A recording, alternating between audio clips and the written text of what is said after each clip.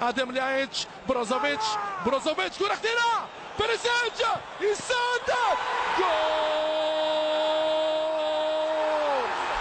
جول انتر المواعيد التاريخية حاضر في هذه الأمسية الكروية. الانتر يسهر بالواقعية بالأقدام الكرواتية لإيفان بيريسيتش اللي يكتسح الحصون الرومانية ويرجع الأحلام النيراتزورية المتمثلة في دوري الأبطال من 8 سنين. الانتر يجري على انتصار في هذه الديار اليسارية الكرواتية في الشباك البولندية لفريق روما. إيفان الرهيب بيريسيتش العجيب باليسار أسطوريا ستار يعطي الانتر ميلانو أجمل مشوار.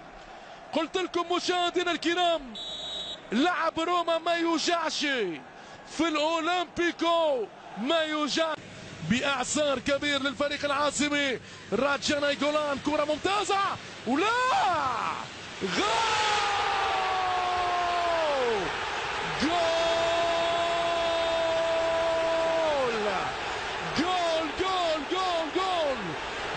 لفريق روما. هو نايجولان يعطي هدف الأمان لفريق روما. الذئاب العاصمية كاسرة ساحرة الآن. روما المتحدي يدمر الدفاع النيراتزوري بالأقدام البلجيكية لراجع نايجولان.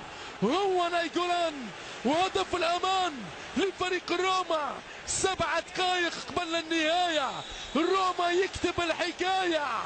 0 بين الفريقين بين أقوى خط هجوم ورابع أقوى خط دفاع. كرة طويلة لصلاح رائعة جول لكن أبيض يا صلاح. شنو هذا يا صلاح؟ يكفينا هذا الترويض العالمي. شوف نموذج الكرة قرار سليم من دانيال أورساتو لكن هذا السحر عليك يجنن يا صلاح.